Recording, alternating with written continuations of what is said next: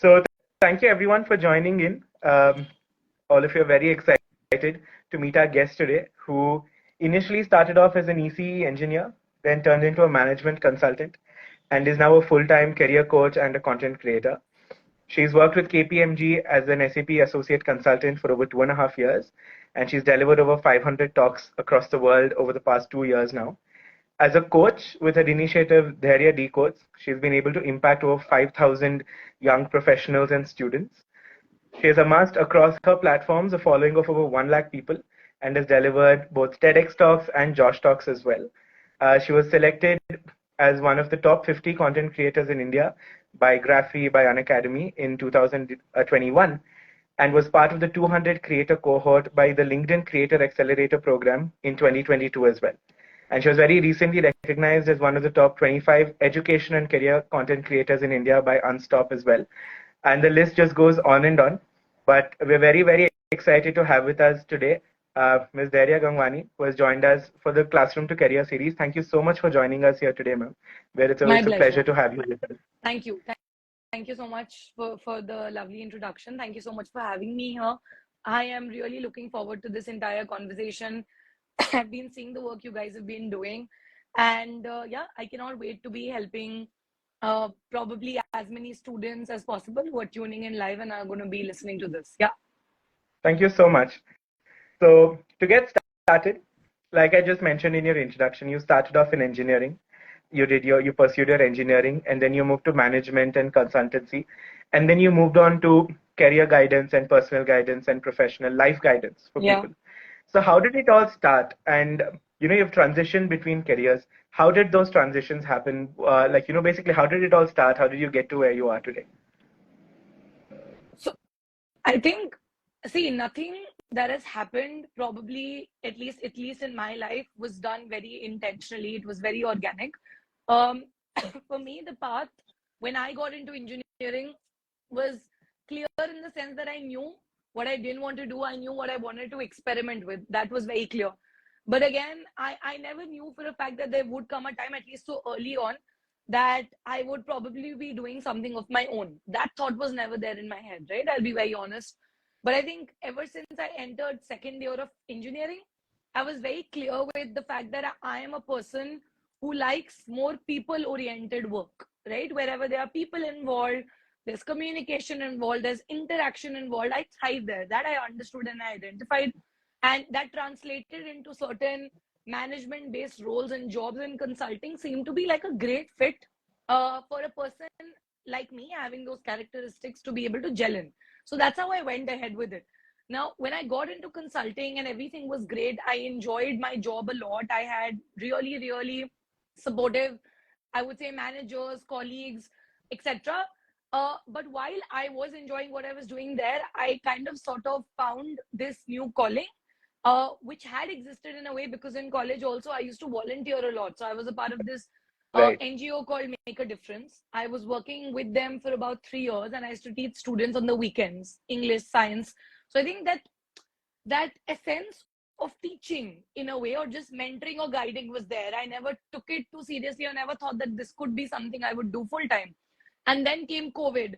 That's when students were like, how did you do this? How did you do that? We are lost in our career. We don't know how to get a job in these times. How do you get a job in a consulting firm without an MBA? And those questions started popping up in my LinkedIn DMs. And that's when I got the idea of mentoring students. The students and the audience themselves gave me the idea of doing this. So that's when I started kind of providing some help on a volunteering basis. And I tried to mentor as many students in my capacities that I could apart from my working hours. And it's after the 2 to 3 month period of mentoring them that I realized that most of these folks who had booked sessions with me were able to get the outcomes that they wanted. And that's when I realized there are results also that I am being able to probably generate for them. That's when I understood that this could be something that I would want to do full time, and it has potential. Till the time I didn't see the impact, I didn't want to do it professionally in any way. Right. So that's when I launched my website alongside my job. I started creating content on LinkedIn more actively. And slowly and steadily, the opportunities started coming in. And that's how the transition from an EC engineer to a consultant. And now I think it's almost been like a year and a half of quitting my job now, and I do career coaching and content creation full time now. So it was a very steady transition. Yeah. I think that's an important lesson you mentioned there, that transitions are not what we see on Instagram where you put your hand and you open and it happens. But they're Definitely a not. much more longer, Yeah. a very gradual process where you experiment and try new things as you go ahead. But just to build on to that a little bit, in your journey of identifying your own potential as and when opportunities kept coming, like creating themselves, and you created those opportunities for yourself, you also work now with helping a lot of people sort of realize their potential and also perhaps reaching there. So how does one enable that process for themselves, like you had done with you? Because we have a very young audience who are watching us, who are probably in high school or in college or just out of college. So what are some sort of hacks or sort of some techniques you would tell them to sort of help them start that process for themselves? See, I think that the concept of, let's say, figuring things out or knowing what you want to do or where you want to reach or what you will become or what your goals are, according to me, is a little overrated and overhyped. And people might think that's not right, because being a career coach, I'm saying that, but it's the reality. I think if people think that people like me, myself, and other career coaches have it all sorted out, that's the biggest myth you have in your head. So let me just bust it. We don't know ourselves probably what we're going to do. Let me tell you that. But that's the point. What you have to understand is it's not always about having everything figured out. It's just about having slightly better clarity every single day. So the point is, if you ask me today, where do you see yourself in the next 5 years? I really don't have an answer, because I don't think 5 years ahead. I think just a year ahead. After COVID, I've stopped thinking 5, 10 years ahead. I don't know what will happen tomorrow. And that's the reality. Things just change overnight. I don't think so ahead in time. I'll make goals for like 2 months, 3 months, 6 months, max a year. Why? Because I've also understood that for all the students watching this as well, your interests, your career choices, you as a person, you're going to evolve so much. When I was in 5th grade, I was so adamant on the fact that I'll become a doctor, an orthodontist, then a pilot, right? So first a pilot, then I stuck to the orthodontist thing till 12th grade for straight 8 years, right? I was very, very stringent on the fact that I will become this. I ended up doing engineering, became a consultant. I do career coaching and content creation. There's no relation or link between anything.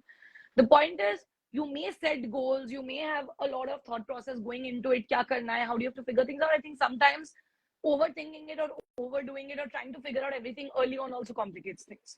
Trust me. If it has to happen, something is meant to be in your career, certain things will fail, in the beginning, and you'll feel, why is this happening? But that's happening for a reason, for your, later years in your career to be more formative. So what I've understood is, don't put a lot of pressure on yourself. Number two, what I also think is, happy birthday to the person whose birthday it is. Okay. Yeah. What I also think is very important is to explore. This is what I've understood. It's very, very, very important, which means there has to be a continuous process of trying different things out, trying 100 things out, and then thinking, what's the one thing I want to do?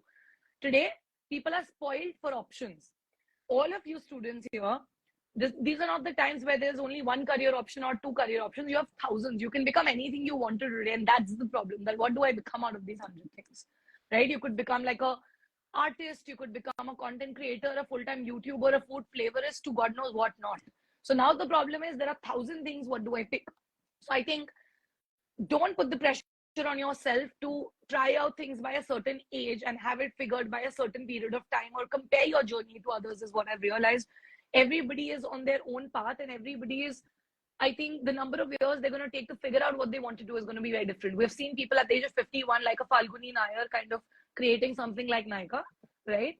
And we've also seen people at the age of 19 and 20 or 21, like founders of Zepto, killing it or doing things. The point is, don't pressurize yourself into timelines. Don't try to figure out everything early on, and don't try to compare yourself to other, your other friends or chacha's mama's son's journey or daughter's journey. Don't do that. Yeah. I think that was a valuable takeaway there, where to not sort of plan too much into the future when you have no idea what that future is going to look like. Like perhaps few years ago, none of us knew COVID would happen, and both the kind of opportunities and adversities it brought with it. But for coming to my next question, which which even you touched upon a little bit, that currently in the world there is, like you said, we are spoiled at options. But in terms of the right mentorship, also at I.I.M.U.N, we have a huge emphasis on peer mentorship because we're all 16 to 22 ourselves. So we have a huge emphasis put on peer mentorship.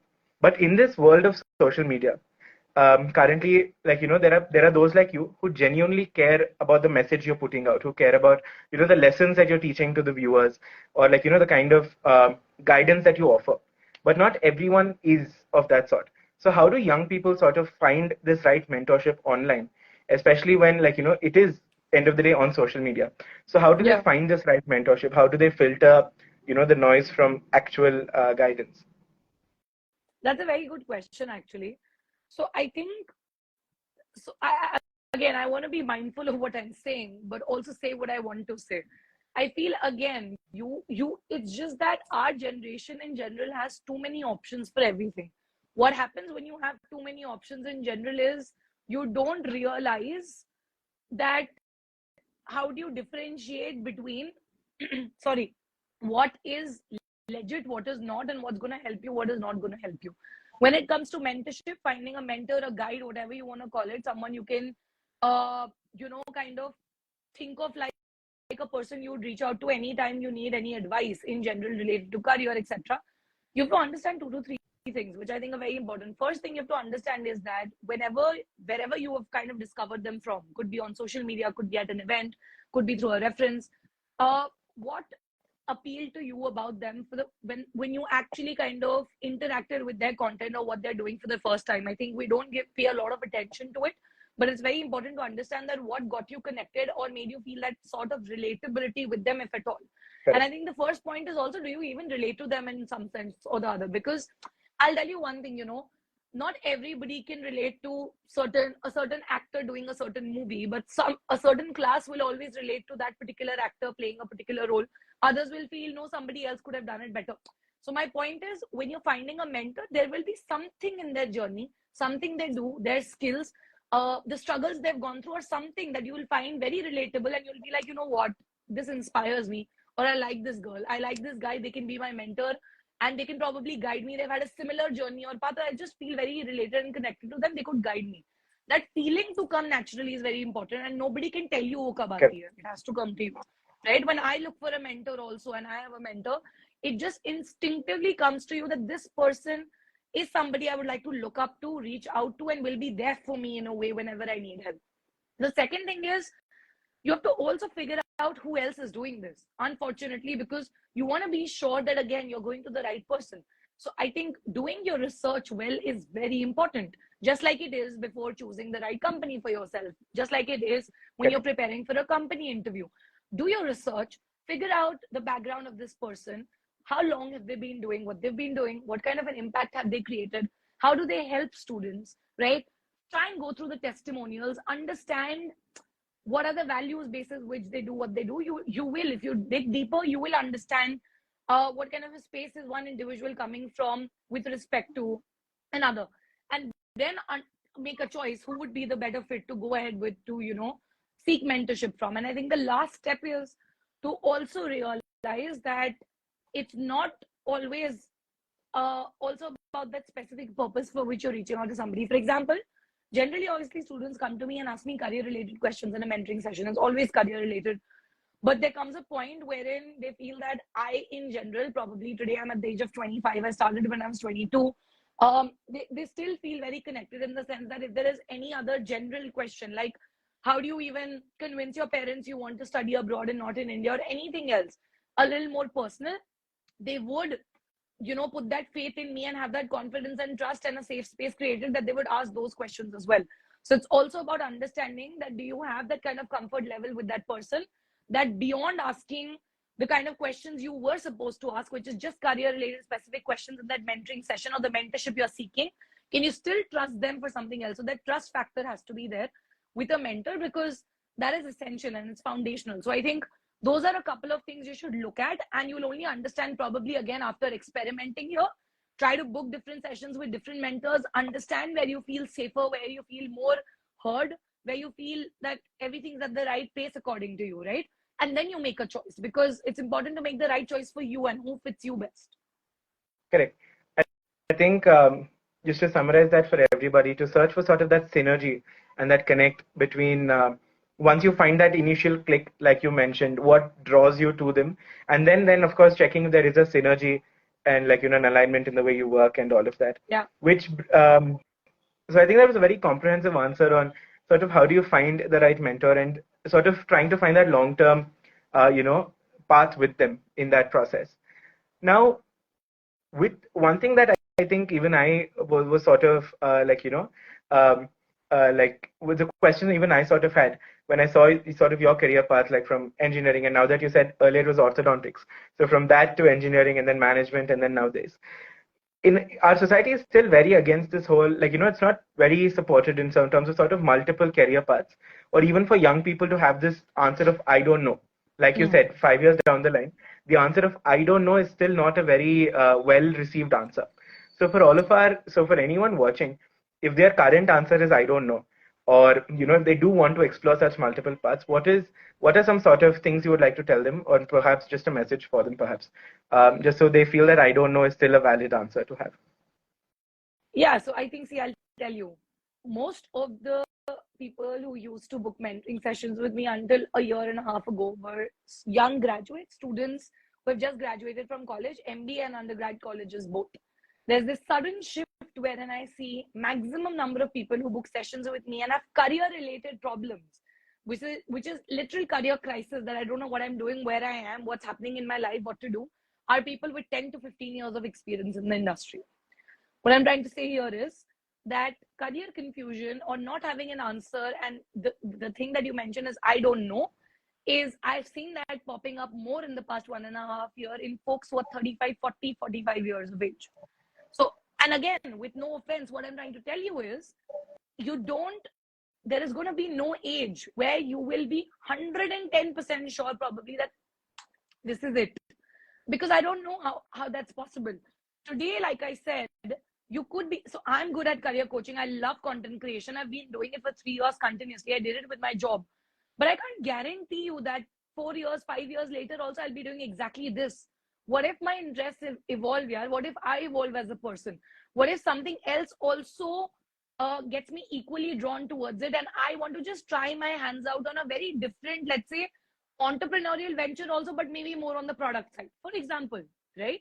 So I would want to still try that out. And then you'd be like, oh, you did career coaching for 5 years, and what happened suddenly? Nothing happens suddenly. You just grow, you just evolve.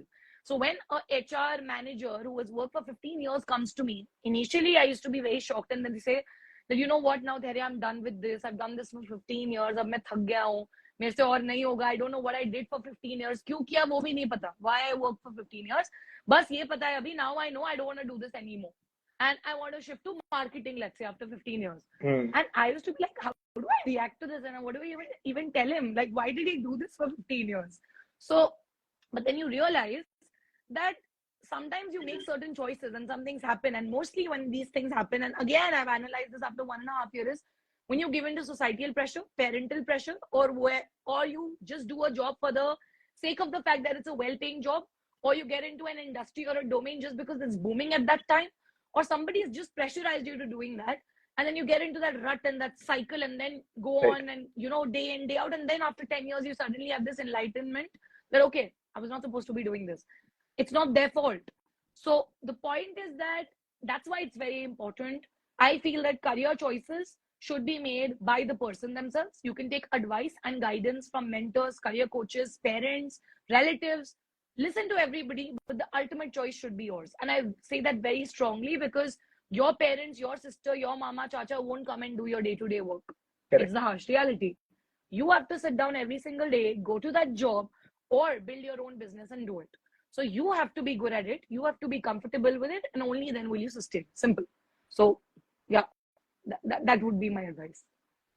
I think it'll be very reassuring for a lot of people to know that even those of 45 years of age come back to that circle, and they perhaps will understand that, it's not the end of the world to not know what it is that they want to do. At this juncture, I'll just invite our two friends who have joined us here to ask you a question. If Janvi, if you can ask your question first, if you can have you. Hello, ma'am. Hello, Hi, sir. Janvi. This is Janvi Yadav. I am a first year BTech student. I am doing BTech in CS and AI from Rishikesh University. So my question to you is that as you said, you were also an engineering student. So if you could go back in time, so what is that one piece of advice you would give your younger self who was going to start college? Hmm. I don't. There are many actually. There are many things I wish I would have told the younger Dhairya, but I think one thing that I would have probably said to her was that you are not a failure if the first intervention or the first project or the first job that you get or what you do initially in your career is not as per your own wish or what you had imagined or dreamed for, right? A lot of times we think that if the first stepping stone itself or how you've started your career is not satisfactory, then puri zindagi aise hi nikal jayegi and you will be like a failure only. People will think you're a failure. And I was very conscious of what people would think or what was happening with my friends or what their journey was versus what mine was. And that's why I'm just completely the opposite now. I really just concentrate on my work and what I have to do. And I don't get into that entire rut and comparison of seeing who's doing what. But I think early on, because I was very happy with the company I was joining, with the role I'd got, it was my dream job. But I wasn't very satisfied with the kind of package that I was placed at because my aspirations were way more higher and it was probably amongst the lowest as compared to most of my peers, 98% of my batch, I'll be very honest. And plus, because of financial issues back at home also, I was not happy with the package that I got. So I would always feel that, okay, now if the first job is only like this or the beginning of the career is like this, it's all gonna, like, everything's gonna be only horrible from this point of time. But I think I should have been a little more um, softer with myself, a little more reassuring. And I would have told her that this is just, one step in the journey. And if you keep working hard and you will find your way and you will be able to obviously be successful in life at some point. And what is success? It's not a mere goal or a milestone. It's just being happy with the work you do every single day, which I am today. And hence I'm successful because every day when I go to bed, I'm very satisfied with what I've done throughout the day. So that is what I would have told her. Yeah. Thank you. Thank you. I think it's important for all of us to be a little kinder on ourselves. Now I'll just invite our other friend, Udita, if you can ask your question to ma'am as well. Sure, sir. Hello, sir. Hello, ma'am. My name is Uditta, Hi. and I'm also pursuing BTech in CS and AI from Rishikesh University. So I have gone through your Instagram handle previously. Mm-hmm. So balancing a career like yours can be demanding. So my question to you is like, how do you manage time and energy levels to consistently deliver high quality sessions and content? Good question. I think, see, I'll tell you one thing, and I think I've learned this from Ankur Variku. He is a very, very big inspiration in my life. I've been getting mentored from him for about 3 years now. What I've learned from him is that time is definitely your biggest asset, number one, right? Second thing is you have to guard your time really well and understand where it goes and how you spend it. What that implies is he always says this. I've done this live with him also, completely on time management. The topic was time management. I had a 30-hour conversation with him on this, and I will speak from what I learned from him because that is all that I know about time management, and that has resonated with me honestly, which is there is nothing called time management and time never gets managed. Understand that. There is nothing called balance. It's only you have to create your own ratio of what you give preference to when it's all about prioritization and understanding. There's like a 2 by 2 matrix. I forgot what it's called, where there are certain tasks that are urgent, certain tasks that are important. I think it's I can't recall the name, but it's a matrix. I forgot the name, but I think that is very, very real. So you have to identify throughout your day. Like, for example, right now, I know that from 6 p.m. onwards, I had to be, available for an Instagram live. Now, in the midst of that, whether I get 10 calls or I get messages from my team members or there's a brand calling or whatever is happening, that is not urgent for me. I am going to let it be and I'll go to park it at bay because I am in an Instagram live. I've booked my time for it and that is what I'm going to concentrate on. So I also feel slotting your time slotting works very well. And I also feel that when you know what is important, what is a priority at that point of time, and you understand what's urgent, what is important, and the difference between the two, then your life becomes very easy. And I've also understood that at certain stages in your life, you will not be able to manage your time completely well. It's impossible to be able to give time to your family, friends, and have a flourishing career wherein you're giving your best. Also, sab ek time pe possible nahi hota. It's a myth. You have to sacrifice on certain things, and then you will be able to manage time, and you'll get better at it with time. But it'll be very, very wrong of me to say that it's possible to do everything without sacrificing on anything. It's taken me 3 years to come to this point wherein I'm able to take out time for my friends and family and have like a whatever, if you want to call it a balanced life where I can take certain breaks when I want to, because I didn't do it for the past 2.5 years. So it takes that level of consciousness, and don't look at managing time, just look at prioritization. You have to give priority to things, and if you become good at prioritization, then time management will automatically happen. Thank you. Thank you for that. And we had hosted Mr. Ankur on one of our series on Instagram earlier on. And like you said, there were very valuable lessons to take away from that interaction also. In the interest of time, I will just move to one last question before we go to a small fun segment. Sure. Are there any sure shots to success? And if there are, what are they? Probably there are. Probably there aren't. I don't really know. I think I'm fairly early in the journey of life to answer that. But in 25 years, what I've learned is, if you want to be successful, there are two things that matter the most. 2 to 3 things that matter the most. Again, like I said, this is my definition of success, which I told you already, is being happy, contented, and satisfied with what I'm doing every single day, and just loving it. That is success for me. So I am successful. So for me to be successful, number one, you have to listen to your gut at some point of time. Listen to things that you want to do. Karo, just try. You may fail. You know, this may sound very philosophical, but if something comes to your mind, and I am a firm believer in manifestation, visualization, the law of attraction, the universe, what I've understood is a thought does not randomly come into your head. It comes for a reason. If a thought has come to you, and for some reason you feel, even for the slightest bit, that I could do this, I could become this, I would want to do this, do it. Because you may fail, and that's, I always consider the worst case scenario sabse pehle. What's going to happen if this does not work out? What if this fails? Pehle hi wo soch lo. Keep that 1% negation out, and now get to work with blinders on, right? So what I've realized is, if you really do that, there are very high chances you will be successful, because your gut is mostly not lying. It's always telling you to do something because you're meant to do it, right? And I think the second most important thing is that there is definitely nothing known as overnight success. And if it exists, then I don't know. It's probably destiny, fate, luck. I again don't know what to kind of align it to, or kind of match it up to. But what I know for a fact is, it takes continuous effort every single day for you to become successful. Because listen, luck can favor you till a certain point of time. After a certain point of time, luck will actually work for you because you are working so hard.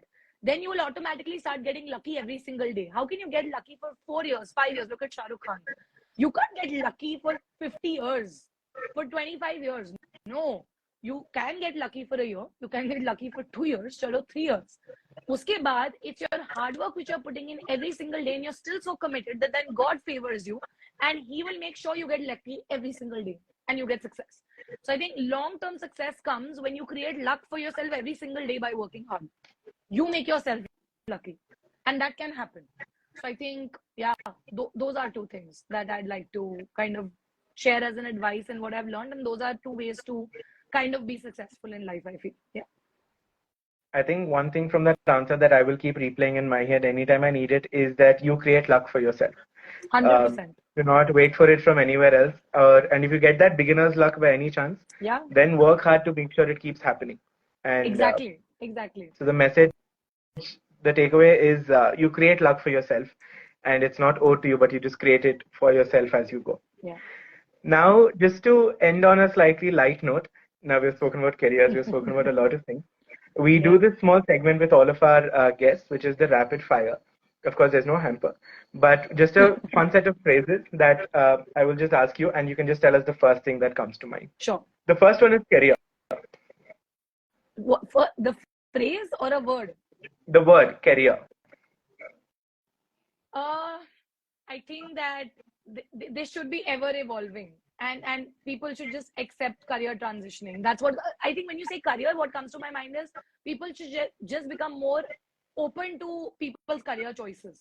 That's it. That's one phrase that comes to my mind. People should just be okay with people choosing what they want to choose in their career. Yeah. Right. The next one is public speaking. It's love for me. It's home. I love it. It's like my home ground. Yeah, there's just one word. That's I don't know. so sweet. Yeah. The third one is a book that moved you. The Secret. Okay. Yeah. The next one is social media. Tricky place to be, but very fruitful as well.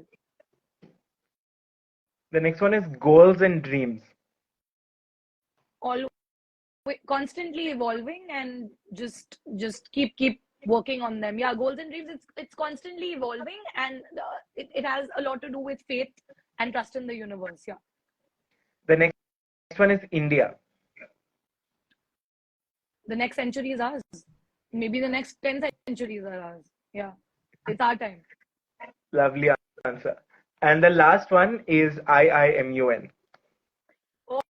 Oh, I think skill development, youth upliftment, and chasing dreams and goals, bigger goals and dreams. Yeah. It's very kind of you.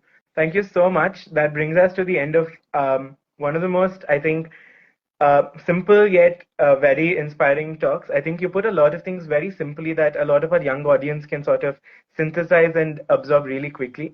And I think that is what makes you a huge fan favorite as well. Thank you so much for joining us on the Rishihood University Presents I.I.M.U.N's Classroom to Career series. It's been an absolute thrill talking to you and having you with us. And I'm sure everyone who's watching, and I can see it in the chat section also, are very grateful and have taken away a lot from this session. Thank you so much for joining us.